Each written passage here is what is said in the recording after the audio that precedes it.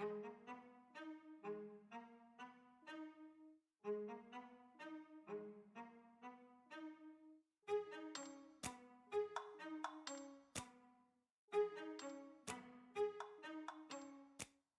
ride with me if you ride with me, you can slide with me if you feel like 550 on the 5 sticky, come get high with me, that's a deal, right?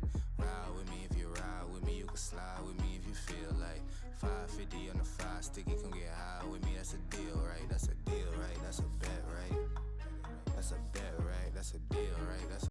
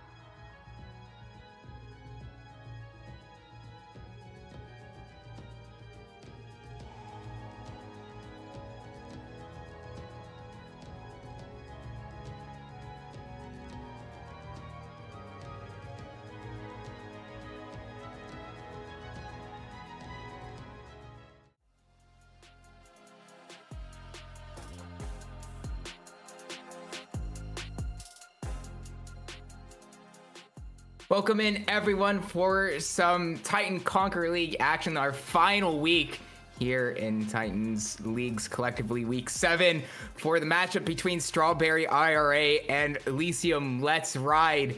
I'm Isaac. Joining me tonight for this broadcast is Freedom Potatoes. And Freedom Potatoes, Elysium Let's Ride might already be out of playoff contention, but Strawberry IRA, they're looking to hopefully claim that first seed. They do need to have a win tonight. 2-0 would put them in good contention for it, but they would also have to require Dorado Gaming Sigma to lose elsewhere to take that first spot, which is particularly important because of how the split works between second and third place teams and how those and if you can avoid the first round of playoffs and get the bye. Yeah, getting the bye is always nice. I mean, you still got to play the seeding stage, but it's a relatively low stakes match, that one. So yeah, Strawberry IRA definitely going to hope to break into the top 2 here at least. And for the other side, Elysium, of course, going to try to play spoiler to those hopes and dreams. Yeah, and even though they are out of playoff contention, I mean, this team is one that probably had a few higher expectations for them and certainly are no pushovers. You look at just names alone with the likes of Yikal, Guster Posey, Dilly Arrow are ones that we've seen around the scene for quite a while. So even though Strawberry IRA, definitely the favorites coming into this one, they definitely can't show disrespect to Elysium Let's Ride lest they face some disappointment here later on. Rutenium in particular also is someone who has stood out as a performer in previous seasons to me. So, the record of this team does not match the pedigree, I guess, of previous performances. But we'll see if they can make a statement here, show that they've still got it, even if they miss playoffs. As we do get into the bans here, we've got Azir being banned first. Not too common of a pick around here, but he did just get a pretty major buff this patch. I think at max rank his Q gets like plus 20% AP scaling, and his W also got a little bit of a buff. So I think that champion is going to be very scary. Makes a lot of sense to see it banned away.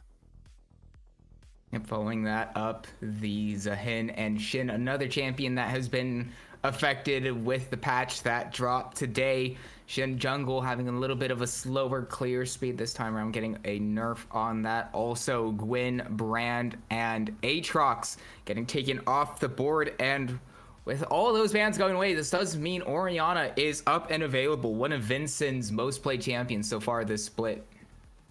And there we go. Scary champion available to him. Yeah, and it's the first pick. So the question is, does Elysium have a counter in the pocket?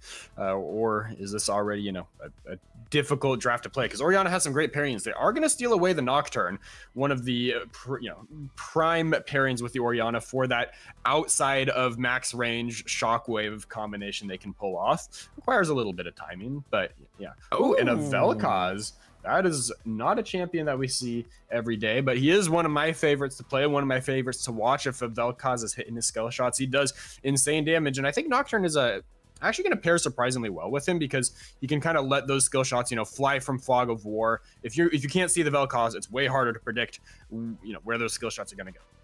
But IRA has drafted some decent dive of their own. The Vi with Orianna, also a very solid combo, and going to make it hard for Rutenium, I'm assuming the Vel'Koz goes mid anyway, to play these team fights unless he can space perfectly. Yeah, and with the Vi as well, it's another one that links up with the Shockwave pretty easily. You get the cease and desist, you drop it on really anyone to guarantee an easy use of the Shockwave. The Scion also locked in by Strawberry IRA, but Elysium Let's Ride going with a little bit more of an unorthodox counter, but one that has definitely seen some play, and one that is really quite fun when you line it up perfectly with the set. If you can slam that HP stack Scion into the enemy backline, you're going to blow him up. But Set is a champion that, is melee only, can struggle in some cases if he gets kited out. Like Orianna, I would say, is a pretty good pick against Set. If she's running Phase Rush, it's very hard for him to get on top of her. We'll see what kind of bot lane IRA ends up drafting, but something like an Ashe can also be quite a pain for Set. Anyway, Elysium is going to grab up the Corki, just a nice stable DPS pick, has some mobility to keep himself safe. And they're going to save support for last pick. Yeah, support typically much higher value in terms of counter pick. Corki also one that has been a pretty popular blind pick ADC, at least since the start of the season, if not longer. So going to be playing some of a familiarity there. However, the Kaisa and then the Nautilus going to be picked up in order for Strawberry IRA, rounding out a composition that can snap engage on a moment's notice.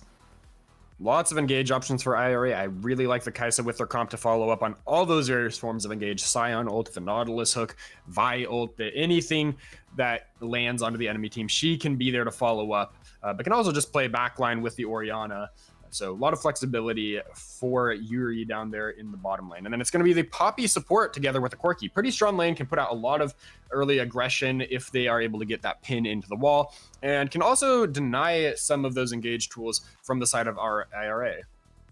Yeah, the steadfast presence obviously prevents any sort of dashes coming through. I think the Vi, I'm pretty sure, I know the Vi is unstoppable when she casts the cease and desists. That confidence coming through and that knowledge, but other than that, but just about every other way to go in is blocked by it. And also, you know, the keeper's verdict as well, if you could charge that up preemptively, sending enemy champions away who decide to go in can certainly throw a spanner in the works of Strawberry IRA's plans, and you know, have them a little bit disjointed and disorganized to help Elysium Let's Ride with a few of these counter punches as the game goes on. Ooh, and already. Yeah, straight away, it's a good stun on the Audacious charge. The Ignite drops onto Loveless early. Won't quite find the kill back. Dredgeline not going to find its way onto Arrow, but with how low Loveless was, it may have been a bit lucky that it didn't. And I like the use of the Ignite at level 1. People, you know, a lot of times want to save it for trades a little farther down the line, but it does mean, you know, you start cycling that cooldown earlier. If if it's another few minutes till you take your next all-in, it's going to be right back up, and then you've gotten yourself that health advantage. Yeah, it's not the longest cooldown ever. It's actually, I think it's at around 3 minutes, I think. Yeah, okay. We're just going to say it's 3 minutes because that was the gut reaction for the both of us. And, you know, relatively short. That means it'll be back up at around the 4-minute mark, well before the Drake even spawns, should something more come from that. But when you take a look back, both junglers going to be starting on the top half of the match coming this one. That being said, Exhaust drops onto Vincent very early from Rutinium, which also, another thing to mention is that it is unorthodox from Rutinium picking up that Exhaust. But considering the dive options from IRA, it is a... I see the vision with it. Yeah, my opinion this season is that teleport isn't nearly as necessary on mid laners as it used to be, unless you're a champion that really likes a side lane. On something like the Vel'Koz that kind of struggles to, you know, play alone on the side, needs a bit more babysitting. Ooh, hold on. Oh, there was vision. Loveless was spotted and gets hit by the Audacious charge into the stun, so it sets up a relatively easy first blood for Dilly. And they're going to look for more Yuri down to half HP as well, all the while in the mid lane, Rutinium also having some early struggles. And this is a matchup that should favor the Vel'Koz in the early game, but Vincent has been spacing around those Qs really well, getting plenty of poking despite being out. Oh, the charge forward from Arrow goes under tower, but a good barrier, but the final auto attack isn't quite there for Yuri, so Dilly picks up his second of the game. That is, wow. Skubert clashing forward, and then away the follow-up from Yeecall gets the third kill for Elysium. Let's Ride, it's all over the place, but it's all coming up. Let's Ride, Guster posing the gang gets to the mid lane, forces a flash out of Vincent. That'll be a long cooldown on an immobile mage, and with, you know, inevitably when the paranoia becomes available, there's going to be targets all over the map for Guster Posey. Hard to get a word in here because these teams are fighting non-stop, but it is all Elysium Let's Ride in the early game, and we might not be done. Okay, maybe not. I guess supposing not going to commit to that one, but yeah, bot lane 2-0 and top lane also having a kill here in the early game. Okay, We are maybe gonna see Spoobert, we saw Guster, right? Like, he was there. Either way, he's moved back to the bottom lane. Another good audacious charge from Arrow, but Dilly not quite close enough to follow up.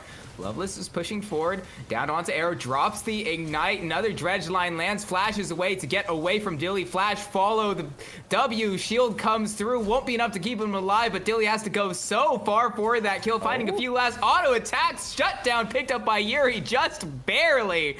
So it was looking very awfully scary for the Kaisa of Strawberry IRA.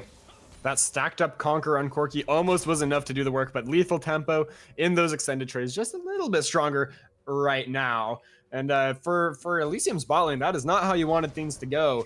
You did see that Loveless save those. Oh, hold on. And CJ Lopez is here. Yicall was not expecting a gank to the top lane. No flash on the set. Will do his best to try to collapse onto Spoobert. Facebreaker not going to hit the mark. Doing their best to try to give the kill over to CJ Lopez, I'm assuming, and there it goes. Just as quickly as Elysium lets Rai take the lead, Strawberry IRA are right back in it, but they won't give us a break because Loveless is in the mid lane, dropping an auto attack snare onto Rutinium. Vincent's way too low to truly follow up. Arrow arriving now, but Rutinium equally after that exchange, way too low to truly follow up on, and these supports kind of get close. And Spoobert, going to execute there, try to clear out the wave a bit. Spousing it. It's gonna get, I think, the whole wave here, so not quite, but still gets a lot of farm, gives no gold over to set, and denies a couple creeps in the process. So I guess we can call that a good death. He's up 10 CS in the counter matchup right now, although I feel like the counter side of things really comes in later once these champions have a couple more items. Yeah, obviously the showstopper scales with how much health the target you grab has, and Scion does have the infinite health scaling, so theoretically that is infinite scaling for the set, especially if you could find a really good angle onto the likes of Vincent or Yuri. A little bit harder to find Yuri because the killer instinct does allow you that movement to escape from it, and also the move speed from the E, but still there's the idea of what Yicall will be going for. Indeed there is, and yeah, we can finally go back to talking about like summoner spell choices, and also I guess down in the bottom lane, Elysium had a great start to their lane, but they burned most of their summoner spells in that initial trade. So when Strawberry IRA shows back up to lane, even though Corki has 2 kills, they're actually confident in taking that fight, and it goes their way because they still have that flash and that ignite on the Nautilus earlier on there. Corki is still 3-1, is still getting scary, but we've got to fight down bot. Dredge line lands its way onto Arrow. CJ Lopez is level 6. Does have access to the cease and desist, but is a little bit early. Dilly and Arrow are out. Lifeform Disintegration Ray going to be casted immediately by Rutinium. Going to chunk out Vincent, but not quite find the kill. See if he can land the Qs from far away. Not quite landing that one, but the pressure is there, and here's a fight top. The show stopped. Will drop down onto Spoobert. Won't quite find enough damage with the Haymaker. A bit unfortunate there for Yicall. Came within what felt like sub 20 HP range. Yeah, that was just one auto off, maybe even a couple minion autos from the kill there. And Vincent sticking around mid lane, but getting denied a little bit of farm, having to back away from that plasma fission. And it's still a pretty even game state overall. We've got first Drake over to the side of Strawberry IRA, just 100 gold in favor for Elysium. And so it's anybody's game at this point. We'll see what happens now that Guster Posey does have access to the Paranoia. CJ Lopez also has the cease and desist. Will be used onto Yicall. The flash of Yicall not quite back up just yet. Good layering of the CC perfectly between CJ Lopez and Spoobert. Not allowing Yicall to go anywhere, and you fully charge up that decimating smash. It does, in fact, decimate the health bar of Yicall. Yeah, the CC layering. Perfectly done. But straight back to the mid lane. Shockwave used immediately, but it is spell shielded away. Vincent being ignited down won't give the kill over to Arrow. Instead, Guster Posey with the final auto attack secures the kill and won't go down to the tower. that stack tower shot damage is scary. It means that they won't be able to take advantage of that kill to look for these Void Grubs right now, but it's another nice kill in the mid lane. Getting this Nocturne, some of those, I assume he's running Ultimate Hunter, so getting some of those stacks is also very nice in the early game to start applying that pressure on an even lower cooldown. Yeah, the Paranoia is where a lot of Nocturne's power comes through, being able to arrive from, well, not anywhere on the map, but it seems, at least when you're playing against him, certainly feels like it. Also, being able to deny the vision onto the enemy team member, certainly one that provides a lot of utility in a very unique way for that champion. I think the vision denial is a super underrated part of that kit. Just the other week I was playing a game against like a Mel and a Nocturne, which you wouldn't really think is a great combo, but they turned off the lights on us when we were, closing in on their Nexus. Yeehaw going to use the Showstopper and a final auto attack despite the flash comes through. So Yeehaw picking up a solo kill onto Spoobert. Nice solo kill in the top lane, and I'm just gonna finish my anecdote. Yeah, being able to throw skill shots from that restricted fog of war lets champions like Mel, who sometimes have Mel or Orianna or whoever it may be, Vel'Koz in this case, land those skill shots a lot more safely and a lot more unpredictably than they normally would be able to. So I think that's a really underrated part of that ability strength. But here's a TP top. Yeah, and we've got 3 members from Strawberry IRA crafting onto Yeehaw, whose flash has come back up. Will use it immediately to dodge out the dredge line. Spoobert slowly arriving, does land slow. Decimating Smash finds the knock up. Doesn't have anywhere left to go. Haymaker will do a minor amount of damage, but flash onto Loveless. Will go forward, finds Rutinium, doing their best to burn him down, and they will do so. CJ Lopez getting that kill, but the Keeper's Verdict will send away Loveless.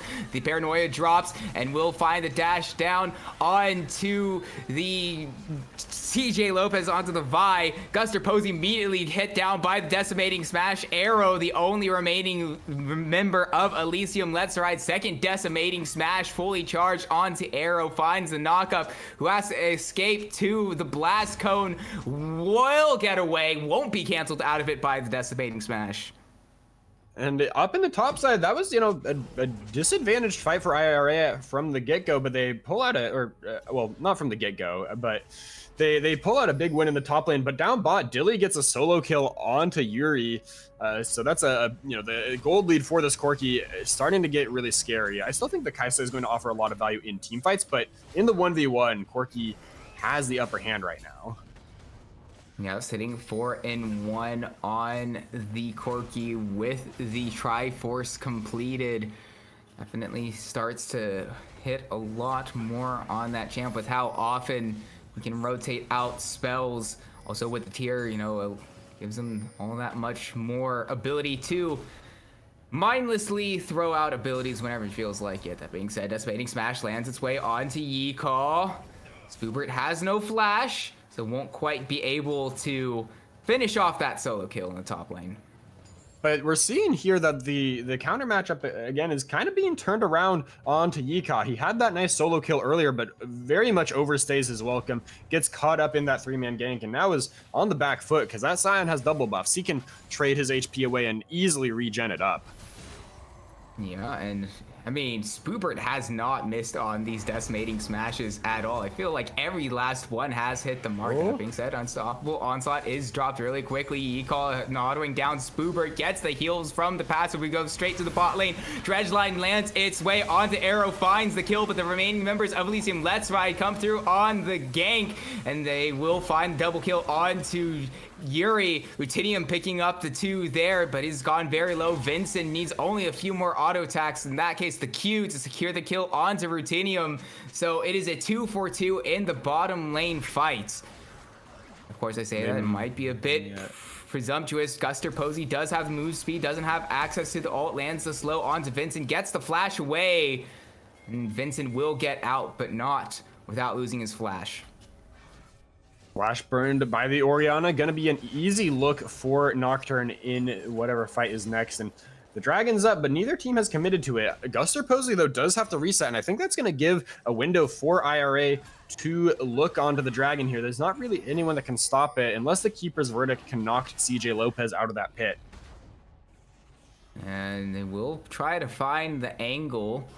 The teleport from Vincent will be dropped in the mid lane. You see Rutinium moving over to the Drake pit. It's down low. The smite range comes through. They will get it. CJ Lopez, though, will have his life claimed, and the shutdown finds its way onto Rutinium. That's a nice shutdown for the Vel'Koz to pick up, and it's not done fighting yet. Yeah, Vincent staying dangerously far forward, but Guster Posey has no ultimate and is a bit too far away to really threaten Vincent there. Interesting that Rutenium has chosen to go for the Seraph's Embrace here also. It's not the typical item I see built on Vel'Koz, but I see the value into the dive heavy comp that Strawberry IRA has, but I also think with how short range they are, something like a Blackfire would get a lot of value with how many people you can be hitting with those abilities. Nika takes a big chunk up top. Oh my goodness. I mean... Two unstoppable moves. I mean, I guess that's one way to stop the Scion from hitting you, but straight onto Yicall doesn't have the Haymaker. Actually does. It's on quite a low cooldown, but it won't matter in the end. Spoobert picking up his 3rd kill of the game onto Yicall. And the team composition for Elysium is super heavy on the AD damage, especially that top jungle. So Spoober is just freely itemizing these tab eyes and that unending despair, making them way harder for these top 2 champions to take out. Rutenium, you know, if he doesn't pick up MR, is eventually going to deal big damage to him, but the rest of the team might struggle to deal with this Scion. Yeah, and that's really just Scion things. Luckily, Vel'Koz, if given enough time, can maybe start to chunk out the Scion if he can hit all the skill shots, and Minley Scion's not exactly the most difficult champion to hit ever, but there have been plenty of games throughout the past year and a bit. That being said, before we get to that, Spoobert will be feared by Guster Posey. Doesn't really have anywhere to go. Will just hang on to the flash, knowing that he was already fated to die. Spoobert is going to get to clear out a decent chunk of this wave. Actually, it's just 2 minions. I think he might have gotten stuck autoing the set a couple times there at the end, and so Yika is going to have a window to chunk away a few of these turret plates here, get some gold into his pocket. But the TP is up for Spoobert, so it's not going to last that long. And we'll move right back lane, or we'll have the option to. Seems likely, considering next Drake spawns in over 2 minutes. But the shockwave lands onto Rutinium. CJ Lopez delivering that for Vincent. There's not a lot of time for Rutinium to react, and his exhaust just hadn't quite come up in time. And Flash doesn't get you away from that combo either, so good job at least to not panic Flash there from Rutenium. I don't think there was any way he was surviving that play, but it is unfortunate for the side of Elysium that he goes down.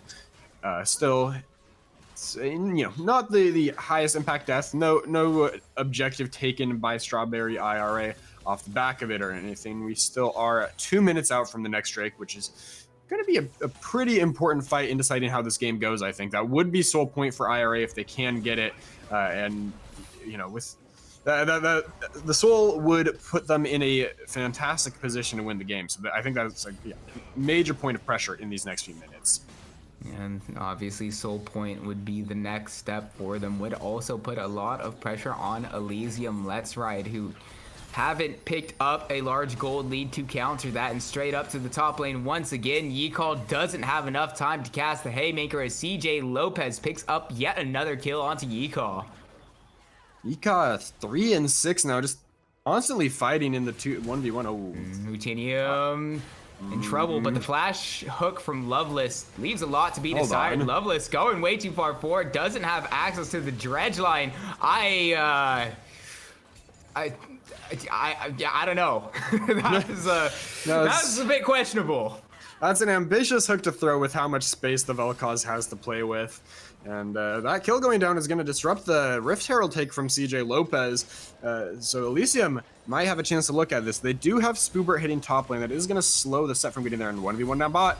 Well, the dilly damage, the barriers exchanged by both, and both ADCs are going to die in the 1v1. So 2 solo kills go both ways of Dilly and Yuri. It's going to always a bit funny to see that happen. The exhaust going to drop on to Vincent. The Paranoia now dropping over the top to secure the kill for Guster Posey, who immediately flashes away from the tower, but is now on the wrong side of the map. Rutinium, Arrow, and Spoobert collapsing down onto Guster Posey, but there's nowhere left to go for this Nocturne. Spoobert preventing Rutinium and Arrow from a rising flash over the wall. Unstoppable onslaught lands way onto Rutinium. Spoobert, so far this game, has hit just about everything you possibly can, and CJ Lopez secures the double kill for Strawberry IRA. It's a nice aggressive dive to start things off from Elysium, but... Arrow is a bit too far up, but is only Spoobert in the immediate vicinity. CJ Lopez focusing on taking down the Kim Tech Drake would put Strawberry IRA on soul points. Spoobert doing their best to space out Yeecall and Dilly. Smite comes through and drops down. Yuri is eventually arriving from distance. Good audacious charge gets a stun onto Spoobert, but that's a really tanky Scion, and now the hook lands down onto Arrow, and 2 quick kills go the way of the IRA. And that gives Strawberry IRA kill lead for the first time in this game, and a 2k gold lead, and on top of the soul point, it's all coming up the way of Strawberry IRA. Strawberry IRA dominating the mid game here. Looks like Elysium will just narrowly hold on to this tower with the wave clear that Rutenium provides, but it was a really aggressive position that Elysium decided to take when they had 2 members still coming from spawn there. And so Strawberry IRA come up big, they get the soul, and like you said, they're at about a 2,000 gold lead now. Should be getting even more with the, oh wow, Unstoppable Onslaught committed to finish off the turret there.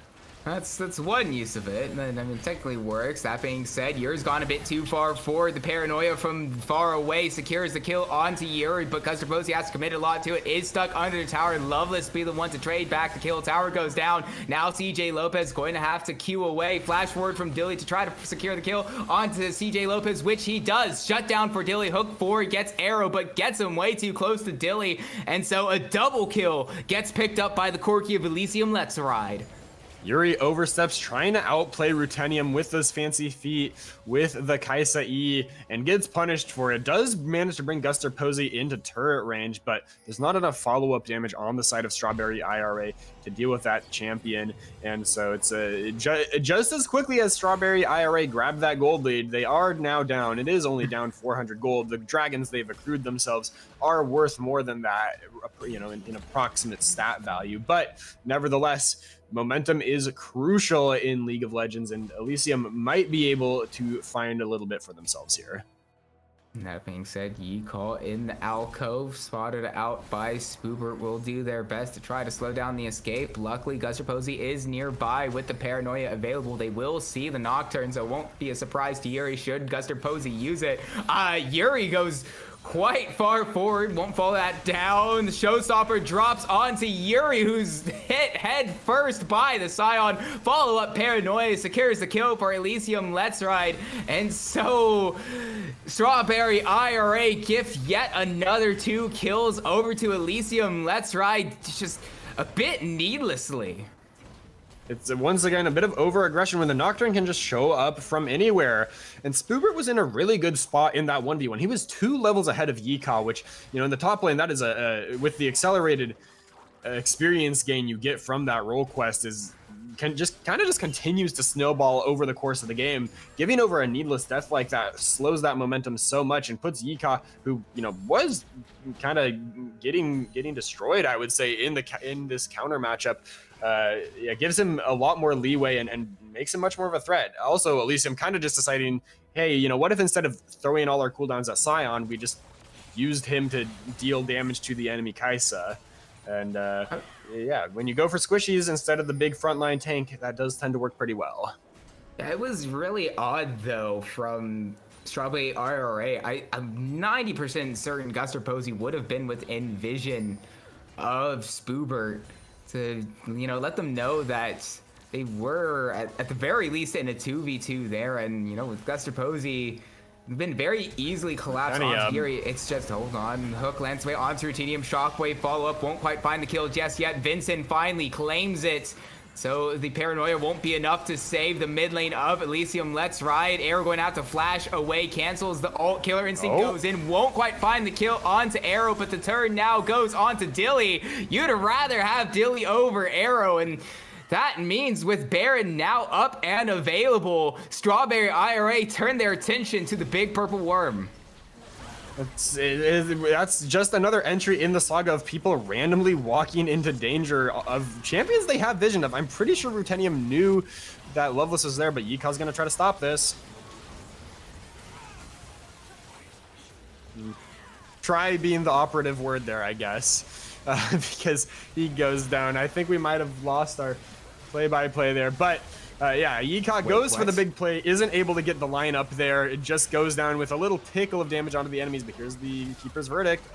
Only hits on one. Right. Hold on, flash in from Guster Posey, won't quite find the steal, and quickly goes down as a result. Flash over the wall from Spoobert, trying to find a little more good charge from Arrow to prevent that decimating sash when dropping onto himself and Ruthenium. But Baron goes the way of Strawberry IRA, and well, it is one advantage that they've picked up for themselves, but considering how this game has gone Freedom Potatoes, I'm not fully convinced that they will truly use it to its fullest potential. Unstoppable Onslaught won't be in the direction of Ruthenium. Vincent is nearby. Shockwave finds the mark, and Vincent secures the kill. Meanwhile, the tempo play attempt from Elysium Let's Ride onto the Drake isn't quite working out. Dilly immediately deleted by Yuri, who picks up a swift double kill. Yikaw now in the middle of everyone, will try to stop the show of Strawberry IRA, but the show must go on. Spoobert picks up his 6th kill of the game, and Guster Posey, the only one left alive. The kill cooldowns aren't quite long enough to fully end the game. I don't know, 12 seconds left for Ruthenium.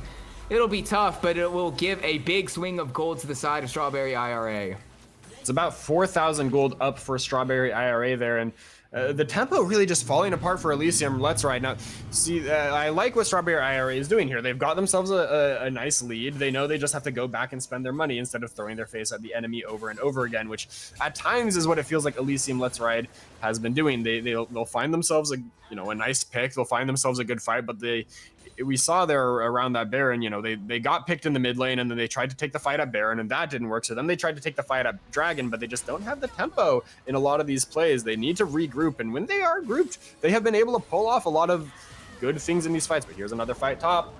Yeah, Shockwave finds its way onto Arrow, who is not tanky at all. Vincent is unstoppable. Guster Posey, the next target of Strawberry IRA. Double kill given over to Vincent as Strawberry IRA look to push into the base of Elysium Let's Ride. They look to end game 1 here in convincing fashion. They actually target Yikaw now, who doesn't have a chance to throw out a haymaker to give himself the shield. So now only Dilly and Ruthenium are less alive. Will Valkyrie away from the unstoppable onslaught, but the killer instinct from Yuri finds its way to get the kill onto Dilly. Respawn timers are ending just about now. At least Arrow is back up, but the Poppy alone is not really going to be enough. Keeper's verdict going to knock away 2 members of Strawberry IRA. Lifeform disintegration wave will cut through Spoobert. Not quite enough to find the kill just yet, but it does buy a bit of time for Guster Posey to respawn. And so the Nocturne is back up and available. Perhaps one last chance for Elysium Let's Ride. Ruthenium going to be hit by the hook, and Yuri picks up the kill. Shockwave going to peel for the ADC. Double kill for Yuri, and Arrow soon to follow, certainly, as Strawberry IRA look to take game 1 in a bit of a seesaw fashion, but the coin flip lands kill, hold on. Quadra Penta kill. They got it right as the Nexus goes. Yuri going to pick up a pentakill for themselves just for good measure. Just, the little strawberry on top of the cake, as it were. And after a bit of a, shaky early game for the bot lane of Strawberry IRA, Yuri showing up huge in the later segment of that match. So, good job over the Kaisa. Once she hits those items, that Dusk and Dawn build in particular spikes really, really hard when you go later on. And I think for Elysium Let's Ride, the name of the game going into game 2 has to be tempo, because there were so many times this game where we saw someone, again, do something good, stay on the map too long, get punished for it, and just throw that momentum away. And towards the end there, it was looking really disorganized. Like, I would be curious to hear what's going on in the comms, because I think they are going to need some sort of mental reset before game number 2, because the early game looked pretty solid for them. If they can find their footing in the early game next game, I still think Elysium Let's Ride is totally still in the series. But if there is any tilt going into game number 2, which it looked like there might have been at this first one, they could be in trouble.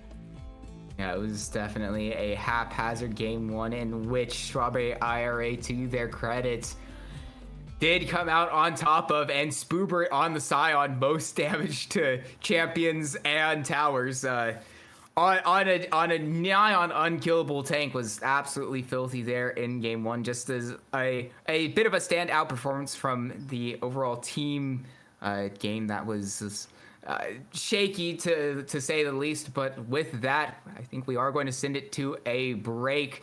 Strawberry IRA leading 1-0 in this Titan Conqueror League, this last week of the Titan Conqueror League. So don't go anywhere. We will be seeing you in a few short moments for game 2.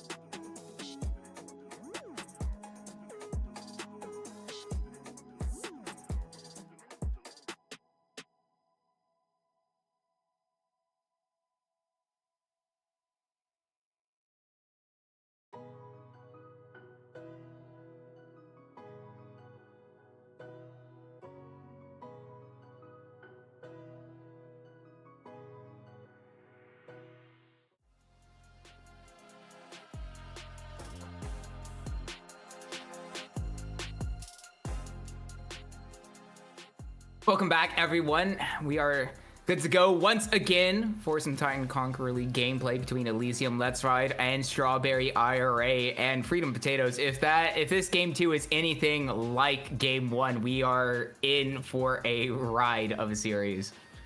Elysium Let's Ride, living up to their name, putting us on a wild ride, a very back and forth, bumpy ride in game number 1. And it was a lot of fun to watch, but for the sake of that team, I do hope they can, continue the momentum that they had in the early game there and bring some more of that into game number 2. Maybe take us to a game number 3, make things close, because I am having fun watching this team play. They do not stop fighting.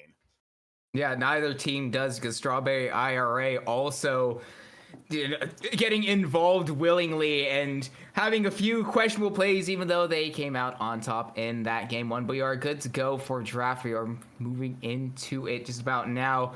And so we'll see what sort of alterations they make. Strawberry IRA moving over to the blue side at the will of Elysium Let's Ride, who want the counter pick for game 2. Counterpick didn't quite work out the way Elysium had hoped in game number 1. Yika did have a hefty number of deaths on the set, unfortunately. And I mean, that is partly the nature of the champion. He's melee only. He kind of goes in one way. If he's in a fight, doesn't have much way out. So can't hate too much really, but it is a bit of a volatile champion to pick. We'll see if they reserve the counter pick for actually with support was the last pick last game, but I believe the set was also used as a counter pick. But yeah, we'll see if they save it for support, if they give Yika last pick, how Elysium chooses to play things out. I think these bans are saying mostly the same, but I don't believe Jarvan was on the ban list last time, unless I'm mistaken. Wasn't. It's always one of those cases. I'm really bad at remembering the exact bans, but I do recognize that Jarvan was a bit different. I need to be better at memorizing exactly, because at that point you say it, it's like, no, this guy's insane because he doesn't remember what it actually was. Either way, though, Jarvan going to be off the board, and Mel will be the first pick for Strawberry IR. Vincent going to be getting the extra priority there for IRA.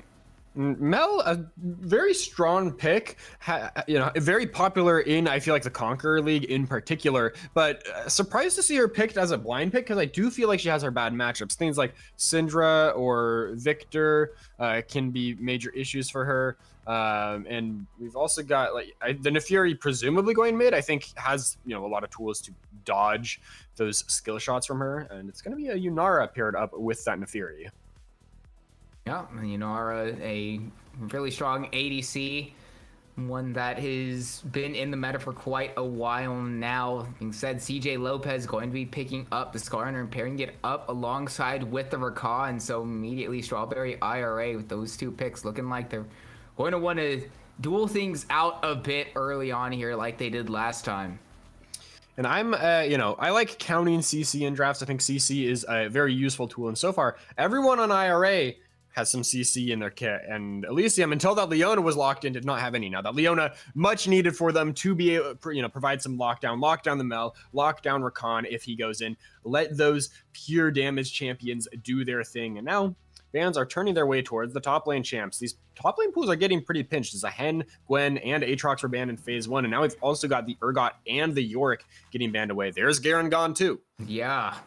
Tons of focus being shown to both Spoobert and Yika, which, to be fair, that top lane did have a lot of focus in the last game, so if you want to be targeting someone, I suppose, you don't typically see the top lanes have this much focus most of the time, but for basing it off of how that game 1 went down, it's, a fair reaction for these two teams. Talia now going to be grabbed by the side of Elysium Let's Ride. I like that pick into what IRA's got going on. At least that Skarner and the Rakan both can easily be stopped in their tracks by those rocks. But it's going to be a Ryze picked up as well, which suggests that Mel might be going bot lane with the Rakan. It very well could. Mel, ADC, or I guess bot lane Mel with the AP build. One that has seen quite a bit of play, maybe not as much since her minor rework. Being said, Mbessa going to be the lock-in for Strawberry IRA with a, blind... Lowy. I don't know if I've seen. I have seen an Alawi picked in Conqueror before, but it's not very common. It's not a very common pick in general, really, but especially not in competitive play where it's usually pretty easy to just say, get her to blow her ult and just say, hey, let's back off. Let's not fight in the ultimate. Yeah, but Strawberry IRA admittedly do have a relatively low range comp outside of the Mel, who for the most part want to go in without a lot of tools to be able to get out once they do. And so I'm not immediately a fan of the Alawi because I think the Ambessa has plenty of tools to dodge around, even though when she does go in is not as easy for the Ambessa to get out. The Rakan can dance around, but it's a low mobility champion into a team that either has CC to lock her down or has a mobility. I think it's going to be tough for her to deal with Ryze. It's tough to deal with Mel. The other three champions, Alawi can get some value into, but I don't know if that's enough of a reason to pick it in my eyes, unless it's particularly good in the 1v1 with Ambessa. If this is something that Elysium has, kind of practiced is as a counter pick, then I can see it being good value there. Skarner's top and Ambessa's jungle. Ooh. Now that is not what I was expecting, and that little adaptation and that could be a last-second decision from Strawberry IRA if they likewise thought that they really hate that matchup. They might have done that I think they did that just to get the Ambessa out of that matchup, because I could see it being kind of unplayable for her early. I think as this game goes late, that Ambessa is going to be a huge point of power for Strawberry IRA, though. With the 2 AP carries that they have, I would expect Elysium to be stacking a lot of MR, and if they do that, Ambessa is just going to rip through those health bars. Yeah, and just the thing to note, it is in fact Yunara for Dilly, the Yuumi selection. A little slight error there. We are going to be getting double support in the bottom lane, so it is a little bit more standard on that front. But I don't know how much better the Skarner would be into the Alawi. I would assume it's kind of a sleeper lane anyway. Yeah, it would kind of negate it a bit because Skarner, a little bit more healthy and can have a little bit of range. He picks up rocks and throws it at a distance and just decides not to interact with the Alawi. So assuming that is the adjustment that they will make. But on the side of Strawberry IRA, focusing our focus around the map a little bit more, the Mel in the bot lane into the Yunara definitely going to be having quite a bit more range over that. Yeah, until the Yunara gets her ult and can do a little bit of dashing and stuff around, I think the early game might be a little bit tricky for that Yunara to play.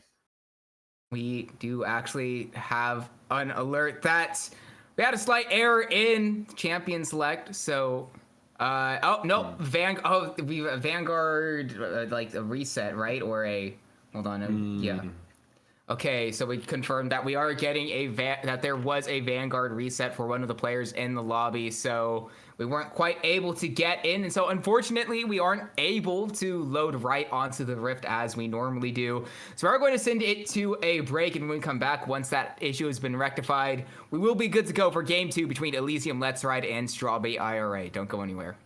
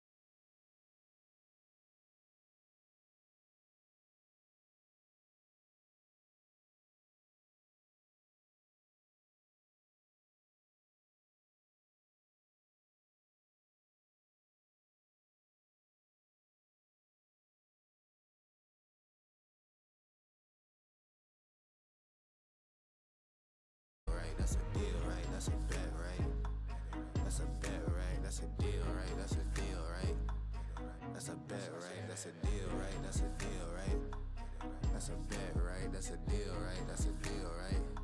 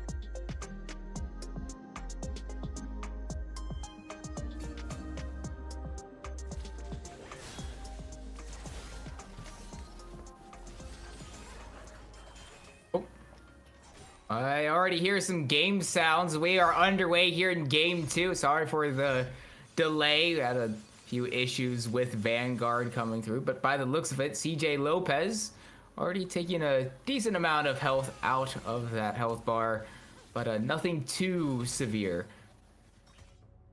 Arrow getting a little bit of damage down onto him, giving over a mana flow block, but maybe worth it for the dance buff. Just showing some, having some fun down there in the bottom lane. As they're seeing some trading in the mid lane as well. Talia, pretty strong level 1 if she can get those full threaded volleys off. Yeah, and as soon as they hit consecutively, they definitely start to hurt early on. Vincent experiencing some of that early, but things to note, junglers starting on the opposite sides, and also we kind of talked about this earlier, how the unexpected move of Spoobert going on to the Skarner in the top lane, as opposed to the Ambessa for that matchup. Have to see how that plays out late on change. Meanwhile, Rutinium and Vincent once again going at it early on, getting them both into low health range and potential target in the next few moments. Yeah, either one of these mid laners could be the target of a gank, and there's a stun. That's good seismic shove. Ghost will be popped from both Vincent and Rutinium. Will be enough to get Vincent away. I swear Spoobert was like way lower on HP just a few seconds ago. I guess he popped his health potion. Yika still has his, so that's, the timing of the health potion when you're running that Dorn's shield is pretty crucial actually, because the health scales off your missing health. And Spoobert very low, and first blood given over to Yika after Spoobert had flashed away, had been hit by the test of spirits to be able to secure that extra damage over and secure the kill and the extra 100 gold for Yika. And so this move that Strawberry IRA seem to have made in order to protect their top laner from an unfavorable matchup might be backfiring already, just 3 minutes into the game. Flash blown first blood onto the Alawi as well. And also going to hold on to the TP. So Yika holding the cards for the moment in this top lane matchup. Yep, will allow some extra flexibility later on. As well, importantly, Yika did not flash to get the solo kill either. Spoobert's attempt at flash away doesn't quite work out. Wasn't quite aware that the damage was there for that kill, and so it's gone pretty poorly for Spoobert here. And I don't really feel like that will change anytime soon. Yeah, and I mean, I'm just curious if this is even something that Spoobert plays much, because I didn't see it in like his match history or anything. And this is something that happens from time to time in competitive play, where teams will do a draft move that maybe is good on theory, good in theory on paper, matchup wise. But if someone is not experienced in that matchup, it can backfire a lot of the time, and it might be better to just give someone their comfort pick. Yeah, that being said, Spoobert not falling all too far behind in the CS department just yet. Things staying relatively even overall. Spoobert going forward will find the Ishtal impact onto Yikal, but once again, the amount of trading back from Yikal with the E, it's so much. Spoobert has his health just pretty much completely removed, and the Tentacle Slam once again getting a really low flash forward from Yikal. Won't quite grab Spoobert as he runs away through the wall, but still tons of trouble for Spoobert early on here. Just looked like that Alawi W didn't deal any damage, but maybe it was just a well-timed shield. I don't know, but yeah, the Yika getting the upper hand in the early game, trying to get revenge for last game, which was a bit of a disaster in the top lane. Tinium though going to have to flash away from Vincent. Hard gotten quite low, won't have it for a while. Spoobert once again hit by the test of spirits. Yikal going to use the leap of faith under tower. Had faith that the tower shot was not enough to kill him, and was correct. So a second solo kill going to the top laner of Elysium Let's Ride.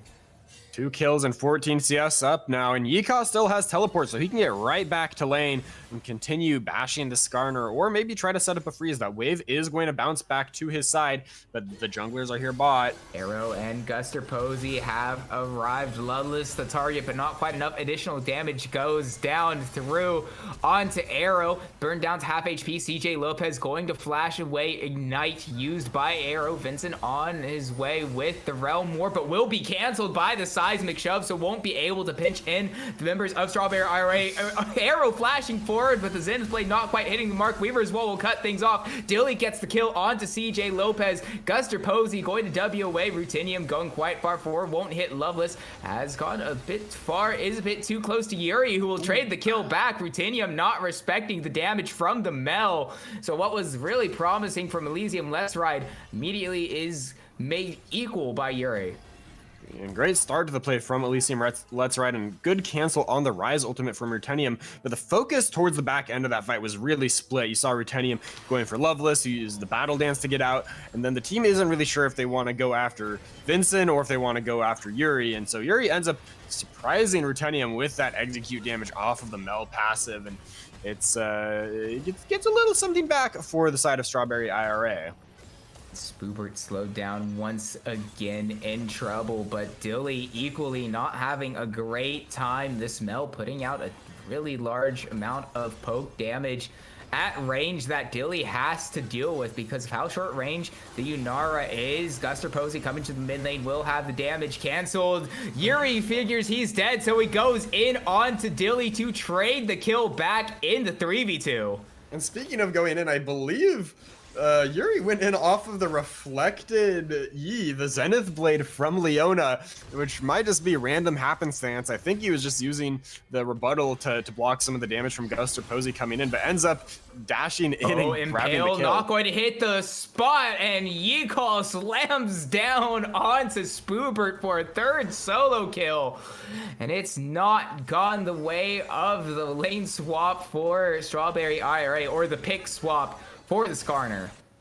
At this point, the lane seems like a foregone conclusion, but the question will be if Yika can turn this into enough momentum to translate into a win. He's very ahead in the 1v1, but I do think the Alawi is still going to struggle into the Mel and into the Rise, who can kind of kite out that short-range champion. But if the rest of the team is able to set Yika up for success in team fights, or if Yika can just play the split push game and try to draw 2 or even 3 people to match him, then Elysium Let's Ride is going to be in a great state going into the mid game.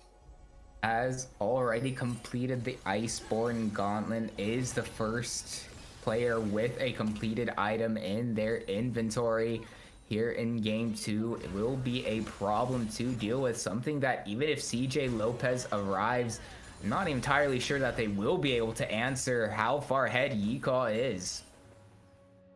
Down bot, Yuri is getting so much value out of that Hex Tech alternator. If he hits even 1 tick of that Q, the Radiant Volley, it procs the additional damage. And there's a gank mid here. Vincent is far forward. Guster Posey trying to target the Rise, but the Solar player comes down, and so Vincent will not be able to use the Realm Warp to escape. Has his second one canceled this game. Rutinium going to be picking up that kill. Unlucky again for Vincent, who did have the flash and might have been able to use that to escape, but wanted to use the Realm Warp, the lower cooldown, and generally, harder ability to get maximum value out of. But yeah, that Solar Flare came in just in time to cancel it. I swear that portal was about to close and whisk him away. Dilly, though, could be in danger if he walks up to hit this wave. Yeah, will do so. Arrow now, the target of Strawberry IRA, will use the Zenith Blade onto Loveless to try to escape, but the snare finds its way onto Arrow. The swiftness will be used to charm up the Leona, and the grand entrance layered onto Dilly. Yuri not quite in execute range, but will fully focus out Dilly from the lane. That is going to be a lot of CS denied from the Elysium Let's Ride bot laner. CJ Lopez maybe looking for the kill, but really just making sure Dilly has to back in an even more inconvenient place. And Hill misses, and now Yika. Yeah, and now the leap of faith will drop down onto Spoobert, who once again taken very low. Won't quite be solo killed again just yet, but it's just struggle. It's a struggle for Spoobert up there in the top lane. Down bot, though, you can see Strawberry IRA have gotten the dragon off that tempo. Zenith Blade used by Arrow onto Loveless, but has to flash away. Public Execution lands onto Leona. Solar Flare finds the stun onto 2, but it won't be enough to escape. Flash forward from CJ Lopez finds a way in. Arrow, ill-advised, goes in with none of his team around and pays the price for it. You call flash forward, auto attack, secures the kill. 4th of the game, completely unassisted up there. For Elysium, Let's Ride. Yikal could very easily be a problem that Strawberry IRA will have to answer. It's about 1,000 gold the lead for Elysium Let's Ride, but the dragon has been secured by Strawberry IRA. That Ocean Drake being the first one, always nice, because that little sustain in the early game can go so far. If you do find yourself taking a bad trade, you can just back off, try to farm, and let that dragon healing kick in. Now there might be another gank mid. Flash from Arrow comes through. Doesn't have the Solar Flare just yet. Zenith Blade won't quite hit the mark, so they won't find their way in onto Vincent. Really, the best they could have hoped for there would have been the flash away anyway. Loveless, though, the target of Guster Posey, will just use the grand entrance away by Loveless to not really concern themselves with their jungler. And interesting that Guster Posey has gone for the lethality build with the Profane Hydra here. Really just a, kind of a very feast or famine build. If you go in, you have to get that first reset or you are in trouble. But it makes getting that first reset a whole lot easier. And Strawberry IRA is a little on the squishier side here. Rise and Mel, not the tankiest champions, but suppression. Impale lands for the first time, but the Ishtal Impact not going to land the stun, so even with a few tower shots, Yikal is really not minding that all too much. He's got a 2-level lead up there, but CJ Lopez might try to turn things around. He'll go on to Yikal. He's sub 50% HP, does have the Leap of Faith available to him. Solar Flare going to drop down, finds the stun. We move back up to the top lane. Ishtal Impact does find its way onto Yikal, who is getting low, does survive, gets the first kill, and now CJ Lopez slammed down. Double kill for Yikal. It was scary moments for how low this Alawi was, but does manage to survive. Vincent now going to show up to finally get a shutdown onto Yikal, but it takes 6 tries, 6 solo kills for Yikal before anyone could do anything about this Alawi. 3 members needed to kill that Alawi. Just type in, send another. But that's the power of the Alawi, is dueling these multiple melee champions.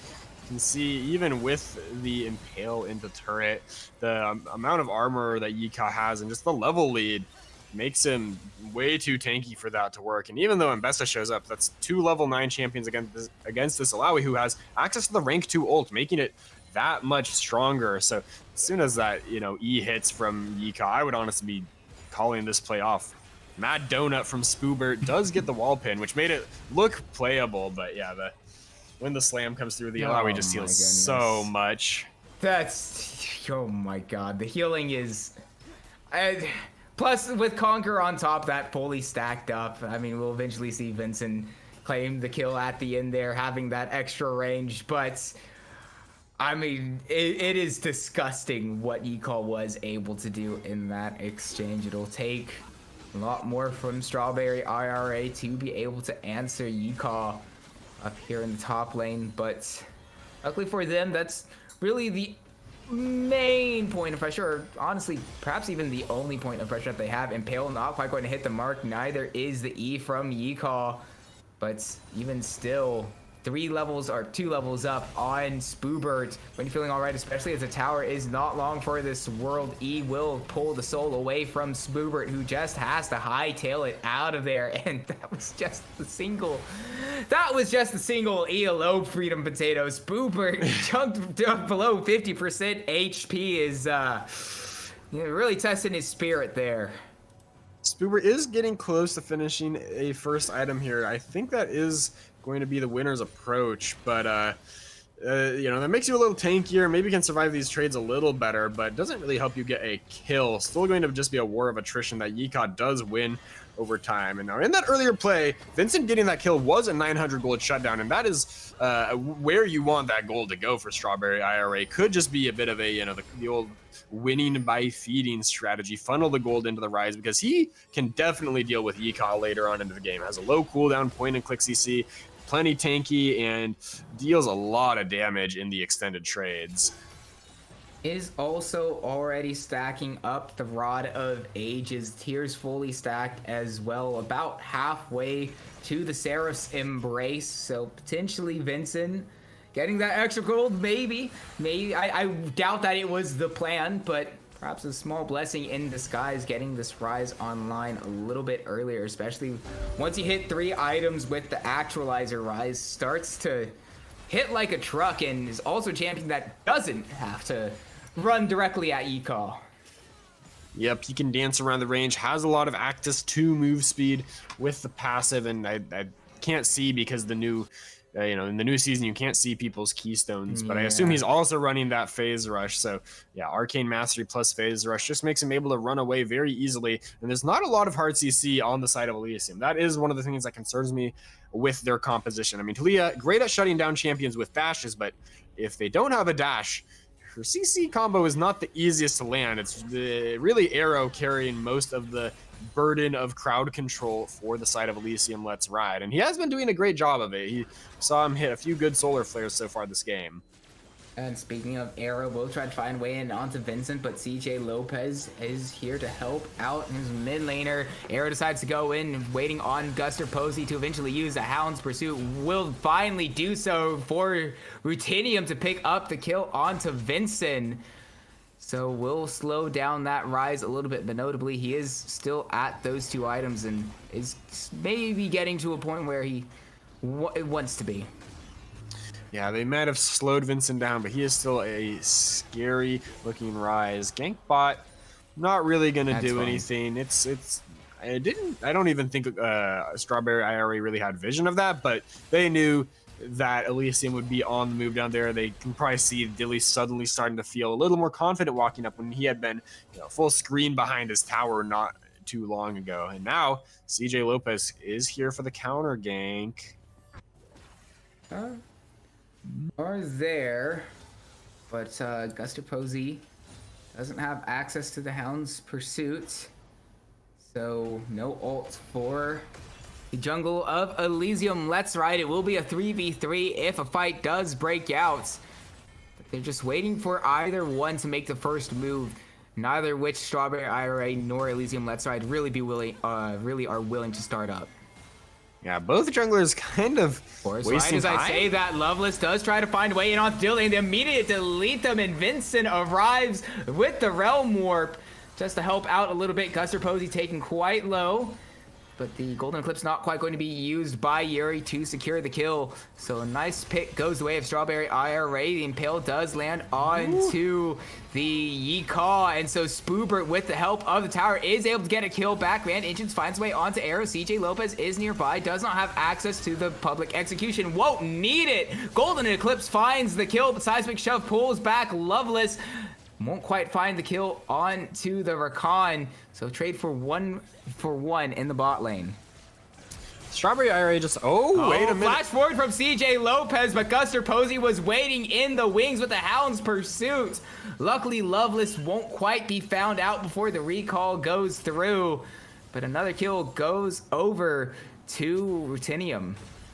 Just when I thought that Strawberry IRA was going to start reclaiming some momentum in this game with that kill top and the kill in bot, Elysium Let's Ride manages to strike back on the tail end of that play and they hold on to their lead. Now, Strawberry IRA does still have 2 Drakes here. That puts them in a good spot to pressure around that soul point, but I think Elysium is in a strong enough position to contest. Strawberry IRA does have a lot of CC on their team, though, and a lot of good ways to follow up on it there. You saw there Loveless using the quickness and flashing in to guarantee the public execution from CJ Lopez. And with those 2 pieces of CC landing in quick succession, there's not a lot of squishy champion like the Yunara can do about it.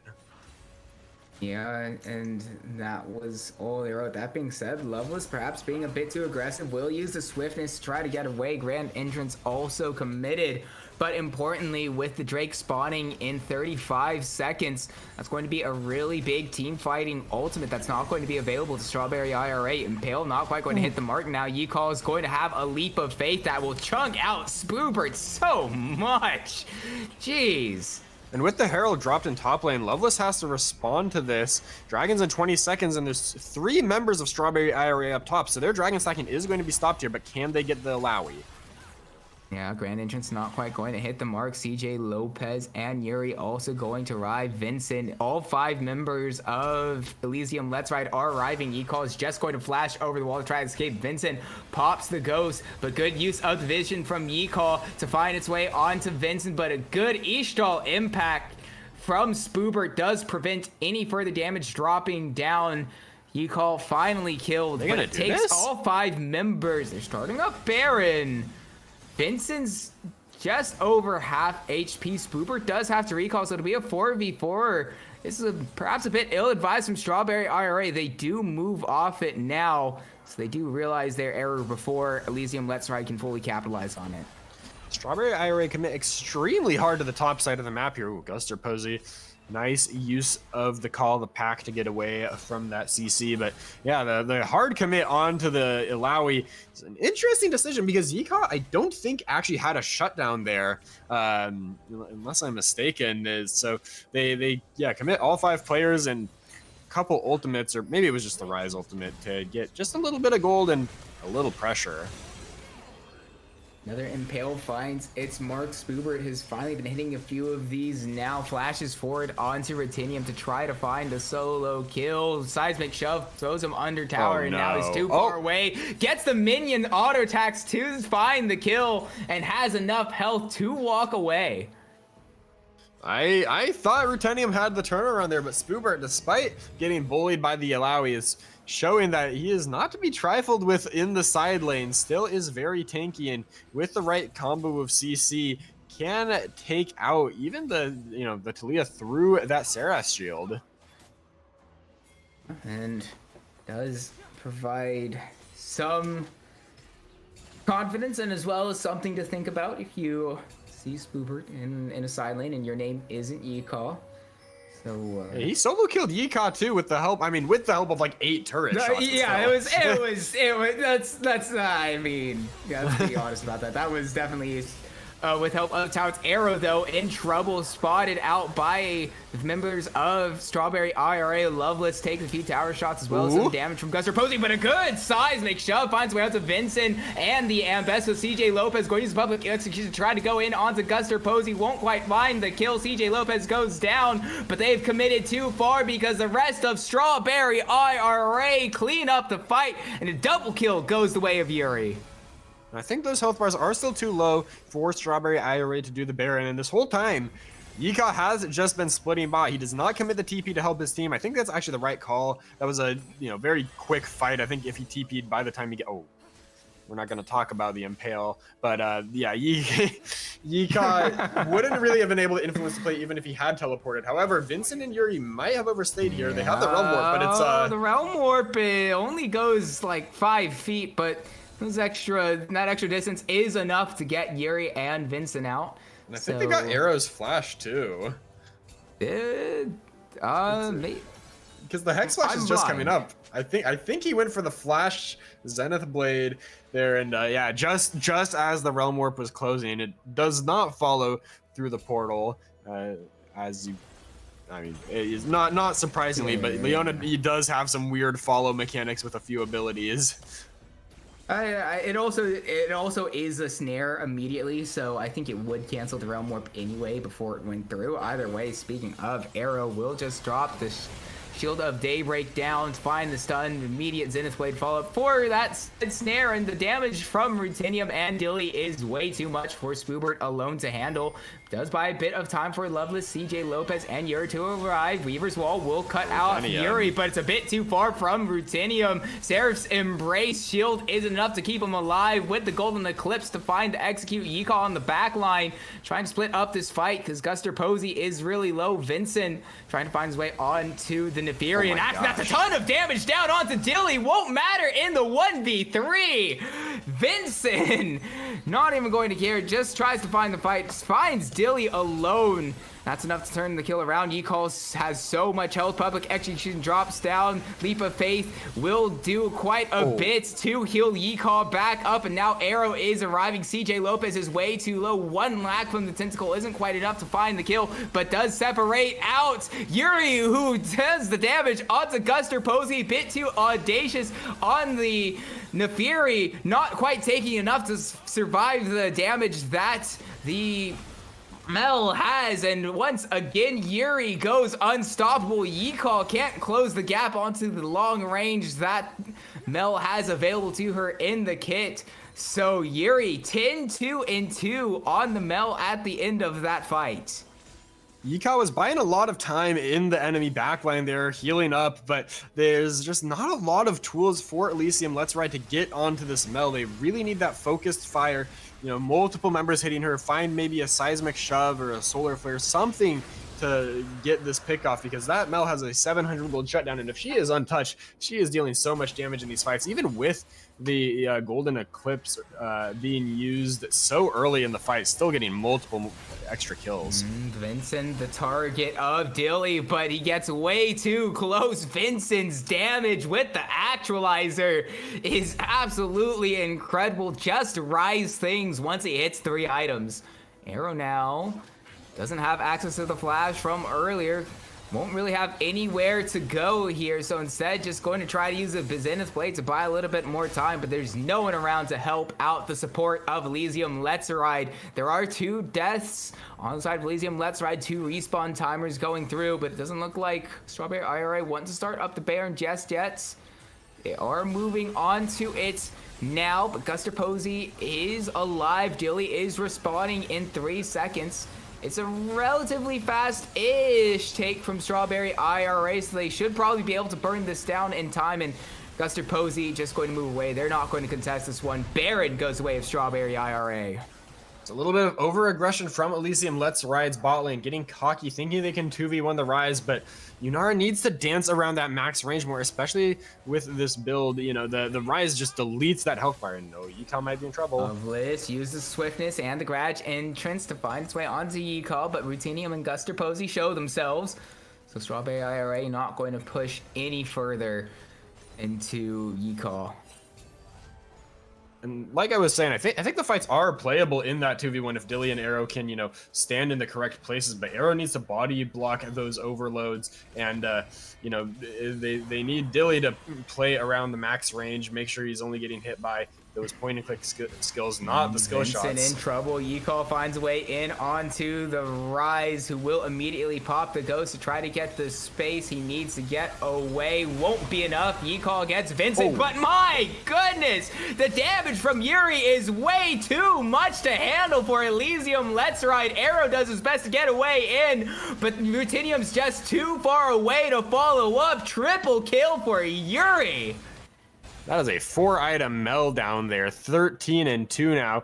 Did get chunked pretty low, but yeah, just following up on that CC with a quick combo, even before the Golden Eclipse that comes through, gets 2 kills and is able to finish off Arrow as well. So that is just devastating amounts of damage. They do have the flash down on the Mel, so that is something they can look for. Going to be the target of the Ishtal impact, not going to hit either Dilly or Rutinium, but gets the flash away from the Talia. Dilly autoing away, grand entrance going to hit Rutinium. Just a little bit too far to follow up on, and Yuri stepped up a bit too much. Shutdown getting picked up by Dilly. That's 1k gold going the way of Yunara. And now it's Strawberry IRA's turn to underestimate an enemy a little bit. Dilly had hit that 3-item power spike, and you know, not the 4 items that Yuri had on the Mel, but still shows up with the ultimate and is able to fire away on to Yuri when he oversteps, and that is going to be a major shutdown picked up. Last Whisper in Dilly's pocket, going to help him cut through the frontliners and backliners alike. Yep, especially Spoobert, who isn't particularly tanky just yet, but definitely has a decent amount of health. You know, being able to kill the Skarner that much faster can help out a little bit. especially if Spoobert is able to get in there and be allowed to find a really big impale, could prove some trouble, especially as Elysium Let's Ride don't really have too many other champions in their comp that could really deal with any of these health stackers. 7 seconds left on the Baron from Strawberry IRA. They get a little bit of damage onto the mid inner turret, but not much more than that. Look at the damage from Mel there. Ooh, the players from Elysium trying to walk up and get some poke back onto Strawberry IRA, but getting anywhere near Yuri at this point is just scary. And there are 36 seconds until this Cloud Soul is on the table for IRA. Quick execution goes way to the back line. It hits Arrow. CJ Lopez will set up Yuri for another kill. And the Swiftness finds its way onto 3. Not quite enough damage from Yuri to fully follow up onto either Dilly or Arrow.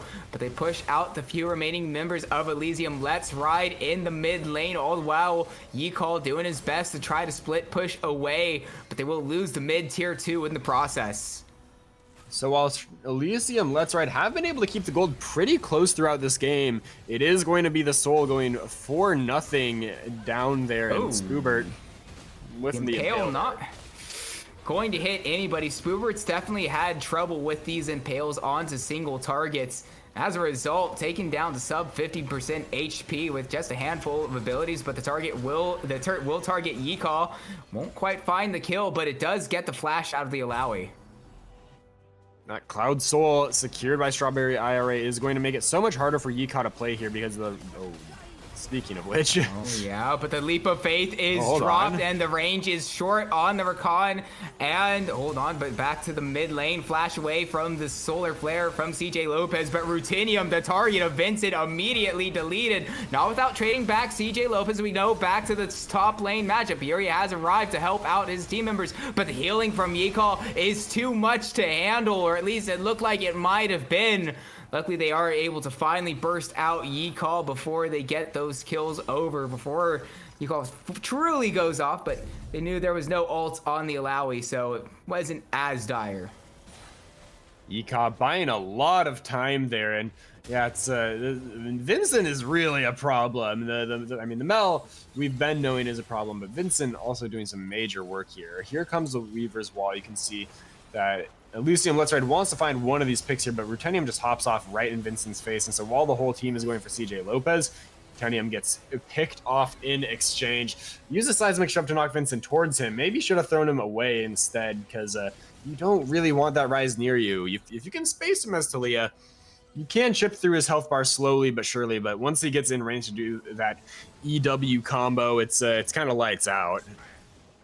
Yeah, and Vincent now just adding on to the amount of damage that he has with the death cap in the inventory is the new problem, or maybe not new problem for Elysium Let's Ride.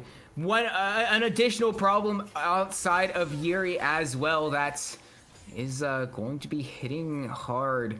Baron now up and spawn on the map. As you mentioned, the Cloud Soul had gone the way of Strawberry IRA. That will definitely help out the likes of CJ Lopez and Spoobert quite a bit. Even the Realm Warp can definitely get some extra mobility after you move in and, you know, try to target out the likes of Dilly and Rutinium in these fights if you're Strawberry IRA. But the Baron will be started up by the Strawberry IRA.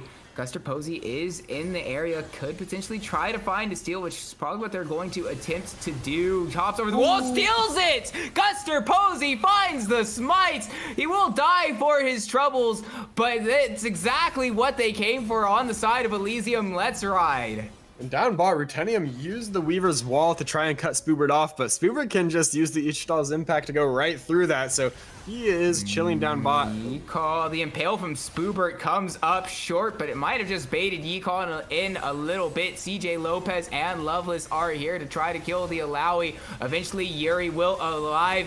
The Leap of Faith will drop, but the Tentacles won't find anyone. It'll just set up Yuri for his 16th kill of the game. As strong as Yikal is, it just feels like his time has kind of run out in this game. Once you get to this late game where, you know, teams are grouping more, where the damage can chip through even the ridiculous Alawi healing, it's so hard to play these fights. And so while Yikal can split push pretty effectively, Spoobert has, still gotten to a point where he can start holding these waves a lot more effectively, stall out the Alawi, and make it really hard for Yeehaw to get value on this pick. There is a Baron buff on Elysium Let's Ride, but I don't know how much they'll be able to get with it. Loveless in trouble. So CJ Lopez tries jumping over the minefield, does get low. Yuri, though, will drop the Tooled-in Eclipse, won't quite find the first kill. Spoobert will be the one to secure it. All the while, Dilly goes for the Zanya's is proc immediately, and it's enough to keep Yuri alive. Just barely perfectly timed on the stasis for Yuri, and so only CJ Lopez is killed by Elysium Let's Ride. It is traded back for 2. Weaver's Wall comes in for Rutinium. Guster Posey soon to follow, does have access to the Hound's Pursuit, is saving for that shutdown, goes away of Guster Posey. Will eventually try to get away back in. Yeehaw getting low, will use the Leap of Faith to heal back up and deal some additional damage. Guster Posey still holding on to the ult, waiting that for a while. Rutinium not quite going to get hit by the snare, but Vincent chunking Rutinium. Not quite enough to find the kill. Guster Posey will just hop on away, won't get hit by Yuri, and so despite how low the health bars are, no additional deaths go down in the fight. And I'm kind of surprised Guster Posey didn't just use the Hound's Pursuit to go on Yuri there. The Zanya's was down, and I think with the build that Guster Posey has, that might have just been lethal range onto this Mel, but is a scary proposition to go in when if you are off that lethal mark by even just a few bits of health, you're going to get locked down and immediately deleted by the raw damage that IRA has in their comp. So we come to 45 seconds on the Elder Dragon, and Elysium Let's Ride are trying to set up vision, but when the enemy team has this much mobility and this much damage, it's a scary proposition to set up before that dragon fight. Yeah, and showing it right there. Yeehaw going to have to flash over the wall to escape the members of Strawberry IRA, who look to push in a little bit more. The Elder Drake spawning in 20 seconds now, but there's nothing that Elysium Let's Ride has been able to set up for it. Strawberry IRA has pushed him out. Yeehaw taking a E to the face from Yuri. Let me send up a little bit. That makes it CJ Lopez, perhaps getting a little bit greedy. Will take those wolves away, won't pay for it with his life. Now Elysium Let's Ride will get a little bit more space for them. We'll purchase it. That being said, Yeehaw, the target with the Ishtal impacts, finds the Sun. Leap of Faith drops to try to find the healing, but it's not nearly enough. Yuri is on a rampage, and now Rutinium getting pinched in by his own Weaver's Wall. Will be the target of the public execution, and it lands. Yuri follows up on that. Yuri is unstoppable. Vincent kills Dilly, and any hope that Elysium Let's Ride has in this game dies with them. Guster Posey, the only member of Elysium left alive, will recall, but the only Guster Posey is left to charge around, so the Neferi has to do their best. Does have access to the Hound's Pursuit still, but with how full these health bars are of Elysium Let's Ride, there's not much Guster Posey can do. Realmorph will try to send the minions into the backline. Does get CJ Lopez a bit closer down onto Guster Posey. They chunk him down for 50% HP, but what they really want are the Nexus turrets. They want the game to end. They want the series to go their way in a clean 2-0 fashion to give them the best possible opportunity at claiming the first seed of Group A, and they will do so in style. Strawberry IRA 2-0. Strawberry IRA just dominant in this series going into that mid to late game. They control the Dragons also so solidly in both games. I believe they got 4-0 sweeps in both games, or game one might have had one dragon taken by the side of Elysium. But yeah, dominance through and through from Strawberry IRA, despite some good early looks on the side of Elysium Let's Ride. It felt like, in both games, just once the clock hit a certain point, it was all IRA. Some of that is comp, some of that is execution around tempo, objectives, but yeah, good games from IRA here. And look at the damage dealt by both Vincent and Yuri. Were absolutely flawless in that game, especially in the latter half as those mid-game to late-game team fights started to come through. basically unstoppable. And you mentioned with the composition, it was about at that same exact time where Spoobert started, Yecall started to fall off on the Alawi as well. Just stopped being as effective and didn't need as much attention around it. And once that happened, there's just nothing left for Elysium Let's Ride to do, both in the game and in the series, and now in the season. It's one of those things where, composition isn't everything, but it certainly makes things easier to play going into the late game because, as I said various times throughout this game, there's not a lot of crowd control on the side of Elysium Let's Ride. And when it comes to the late game team fights, that is essential to making picks happen. Elysium Let's Ride really had to hinge their entire hopes on a Dream Seismic Shove or a Solar Flare or a Zenith Blade from the Leona. And, most of those are skill shots that are not the easiest to land, and in the absence of some other frontline to help you do it. And when they weren't able to make that happen, the enemy team composition just had more damage, more range, more lockdown in a lot of these situations. And Strawberry IRA dominated that later portion of the game because of it. So congratulations to Strawberry IRA on their victory today. They put themselves in a really good spot to maybe overthrow Dorado Sigma as the first seed of Group A, depending on how that goes elsewhere. They would need Dorado to lose for that to happen, but at the very least, they secure a second spot in the group with that win on head-to-head over Project Tilt. And commiserations for Elysium Let's Ride and their 0-2 today. But that'll be it from us. Thank you for tuning in to this Titan Conqueror League matchup. I've been Isaac. Alongside me has been Freedom Potatoes. Sherigan's running things behind the scenes. And we hope to see you next week for the start of Titan Conqueror League playoffs.